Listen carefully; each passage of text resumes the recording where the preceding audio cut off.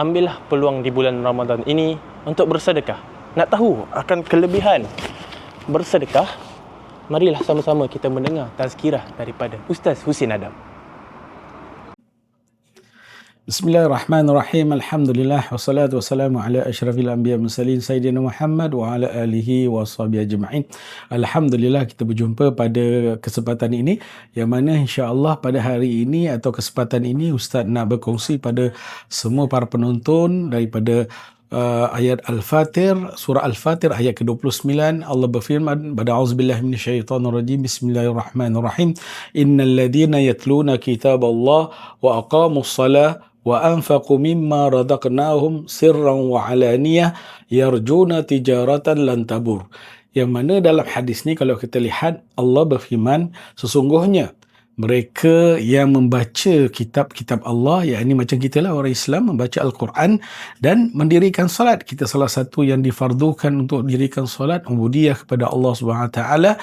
Wa anfaqu mimma razaqnakum, dan kita juga disuka atau disertakan atau digalakkan menginfakkan harta kita ke jalan Allah, yang mana dia rezeki telah diberikan kepada kita, dan secara apa? Infak kita secara bersembunyi-sunyi ataupun secara berterang-terangan. Maknanya infak kita cara diam-diam dan atau cara yang orang nampak, kan? Dan apa yang kita harapkan? Dikatakan yarjuna tijaratan lan tabur. Mereka mengharapkan perniagaan yang tidak akan rugi. Di sini kita lihat perniagaan yang dikatakan kita berniaga dengan Allah Subhanahu Wa Taala.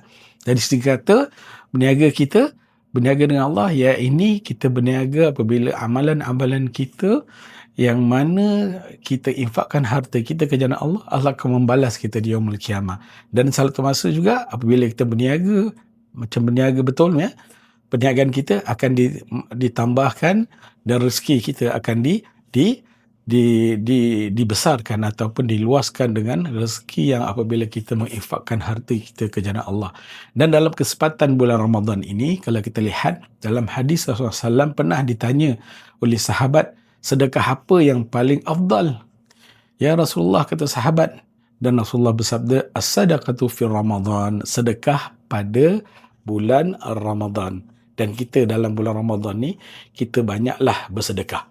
Kerana sedekah ni banyak fadilatnya, yang mana kita tahu salah satu fadilat bersedekah, yakni Allah tambahkan rezeki kita, Allah panjangkan umur kita, Allah legakan akal kita dari sifat-sifat ataupun dari fikiran-fikiran yang kadang-kadang kita tidak boleh berfikir, dan Allah berkati kehidupan kita, dan Allah jauhkan balaknya daripada kita serta keluarga kita. Itulah dikatakan nikmat orang bersedekah. Jadi dengan bulan Ramadan ni banyaklah kita beramal, bersedekah, rebutlah peluang yang mana Ramadan ini Ramadan yang terakhir bagi kita. Assalamualaikum warahmatullahi taala wabarakatuh.